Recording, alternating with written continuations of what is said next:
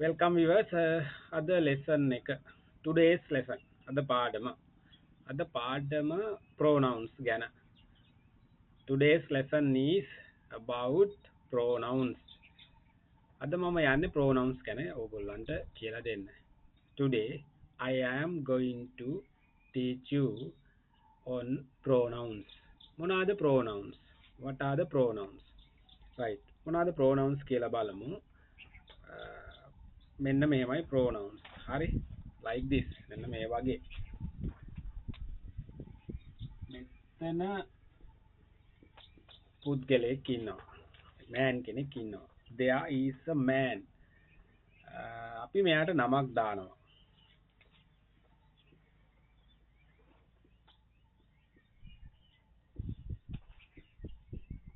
Right.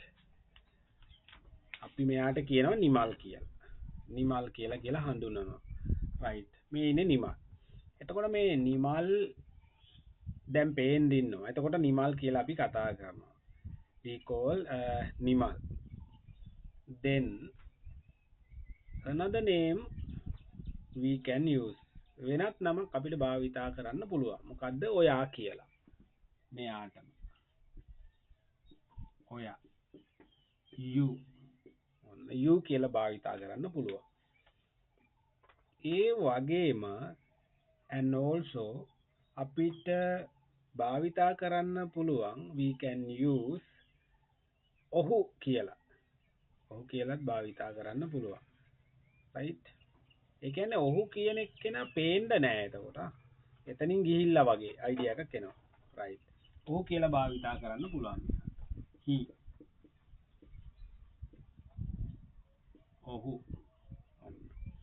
එතකොට මේ පුද්ගලයෙකුට භාවිතා කරන්න පුළුවන් ඒ කියන්නේ එයාව හඳුන්වා දෙන්න පුළුවන් නම් කීපයක් තියෙනවා. නම් කීපයක් තියෙනවා. මෙයාට දීලා තියෙන නිමල් වෙනුවට අපිට ඔයා කියන්නත් පුළුවන්. ඒ දැන් මේ ඉස්සරහා පේන්න ඉද්දි පේන්න ඉන්නවා. appear before me මා ඉදිරියට පේන්න ඉන්නවා. එතකොට ඔයා කියන්න පුළුවන්. නැත්තම් නිමල් කියන්න පුළුවන්. මෙන්න මේ නිමල් වෙතනින් ගියන් පස්සේ මෙතන නිමල් නැහැ. එතකොට අපි ඔහු කියලා කියනවා. එයා නැත්තම් ඔහු නැත්තම් ඌ අන්න ඒ වගේ නමක් භාවිතා කරනවා මෙතන. එතකොට pronouns සර්වනාම කියලා කියන්නේ නමක් වෙනුවට තවත් නම් භාවිතා කරන්න පුළුවන් නම් අන්න ඒවා pronouns කියලා තමයි කියන්නේ. ඒවා pronouns. right. එතකොට විශේෂයෙන් අර පේන්න අපි ඉස්සරහා ඉන්නවා නම් මේ pronouns කොටසක් තියෙනවා. පේන්න නැති කොට ඒ කියන්නේ එයා පේන්න නැහැ. එතකොට භාවිතා කරන්න පුළුවන් නම් කොටසක් තියෙනවා. කොටස් දෙකකට බෙදන්න පුළුවන්. ඉංග්‍රීසි භාෂාවේ මේක කොටස් දෙකකට බෙදලා තියෙනවා මෙන්න මෙහෙම. කියන්නේ මේ pronouns කියන එක වෙනම තියෙනවා. එතකොට මේ නිමල් කියලා ගත්තාම නැත්නම් you කියලා ගත්තාම නැත්නම් he කියලා ගත්තාම ඔහු යම්කිසි කාර්යයක් කරන්න එනවා. මොකක් හරි කරනවා කාර්යයක්. ඒ කියන්නේ ක්‍රියාවක් කරනවා. අන්න එතකොට මේ සර්වනාම ක්‍රියාවක් කරන්න එද්දී බහිද්දී ඒගොල්ලන්ට කියනවා කර්තෘ කියලා. එන සබ්ජෙක්ට් කියලා කියනවා. සබ්ජෙක්ට් කර්තෘ පද. ඒ කියන්නේ කර්තෘ පද කියලා කියන්නේ pronouns තියෙනවා. ඒ කියන pronoun කෙනෙක් ඉන්නවා. මෙයා එනවා. pronoun ඒ pronoun සර්වනාමයේ මෙන්න මේ නිමල් නැත්නම් you එයා එනවා වැඩක් කරන්න. එයා වැඩකට බහිනවා. වැඩක් කරනවා. එතකොට ක්‍රියාව කරන්න. ක්‍රියාවක් කරන්න ආව ගමන් එයාට අපි කියනවා කර්තෘ කියලා සබ්ජෙක්ට් කියනවා. එතකන් අර pronouns කොටස ඔහේ තියෙනවා lesson එකක් විදියට ඔහොම තියෙනවා. පාඩම් කරගන්න ඕනේ. ක්‍රියාවක් කරන්න ආවම පස්සේ මේක කොටස් දෙකකට බෙදෙනවා. මෙන්න මේ. කොටස් දෙකකට බෙදෙනවා. එතකොට pronouns ඇවිල්ලා මෙන්න මේවා. pronouns කියලා කියන්නේ මෙන්න මේවා. I we you they ඔන්න කොටසක් I we you they තව කොටසක් තියෙනවා.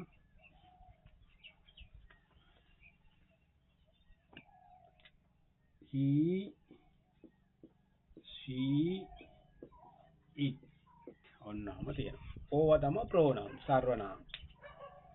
එතකොට නිමල් වෙනුවට you භාවිතා කරා ඔන්න pronoun එකක් ආවා. නිමලුයි කමලුයි ජගතුයි කවුරු හරි තාව වැඩිපුර ඉන්නවනම් අපි කියලා එනවා.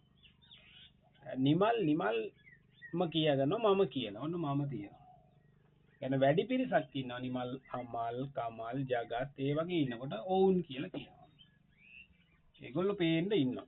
ඒකට මේක බෙදලා තියෙන්නේ මෙන්න මෙහෙමයි. plural subject singular subject plural කියලා කොටසකුයි බහුවචන කර්තෘ කියලා කොටසකුයි ඒකවචන කර්තෘ කියලා කොටසකුයි කොටස් දෙකකට බෙදලා තියෙනවා. මෙන්න මේ සෙට් එක අපි හඳුන්වනවා. ඒගොල්ලෝ බෙදලා තියෙනවා. කවුද? ඉංග්‍රීසි භාෂාවේ බෙදලා තියෙනවා. බහුවචන කර්තෘ කියලා මෙන්න. plural subject. මේ කොටස බෙදලා තියෙනවා. singular subject. ඔන්නම තමයි තියෙන්නේ.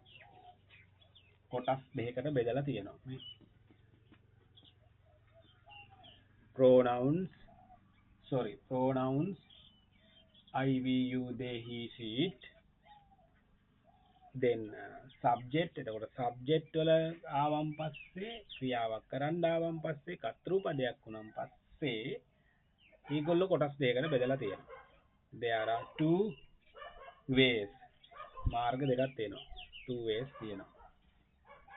මේ divide into two parts කොටස් දෙකකට බෙදලා තියෙනවා. Plural and singular කියලා. මෙන්න ඒවා. ඒ කියන්නේ නමක් වෙනුවට භාවිතා කරන්න පුළුවන් තවත් නමක්. මේකේ වඩා වැදගත්ම කොටස තමයි ඇයි මේක මේ බහුවචන කර්තෘ සහ ඒකවචන කර්තෘ කියලා බෙදලා තියෙනවා. මාර ප්‍රයෝජනයක් තියෙනවා. මේක එහෙම කරලා තියෙන ඒක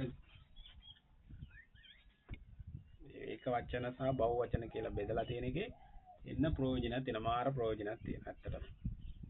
ඒ කියන්නේ මේක ක්‍රියාව කරන්න ආවම පස්සේ තමයි ඒකේ ප්‍රයෝජනේ තියෙන්නේ. right. එතකොට ඔයගොල්ලෝ මුලින්ම ස්ටඩි කරන්න ඕනේ මෙන්න මේ I, we, you, they, he, she, it කියන pronouns කොටස. ඊට පස්සේ මේ කොටස් දෙක ප්‍රැක්ටිස් කරන්න ඕනේ. හොඳට මතක තියාගන්න ඕනේ I, we, you, they බහුවචන කර්තෘ, he, she, it ඒකවචන කර්තෘ. right. Plural subjects are I, we, you, they and singular subjects are he, she, it. You have to keep in mind very well these things. Then you can learn easily. එතකොට ඔයාට පුළුවන් ඉගෙන ගන්න ලේසියෙන්. Without these pronouns, මේ pronouns නැතුව you can't go ඔයාට යන්න බෑ. ahead ඉදිරියට යන්න බෑ. මේක basic English lesson එකක්. This is a basic English lesson. මේක basic English lesson එකක්. ඒ හින්දා ඔයා අනිවාර්යෙන් මේක practice කරන්න ඕනේ. Therefore you have to practice this lesson. Right. Bye for now.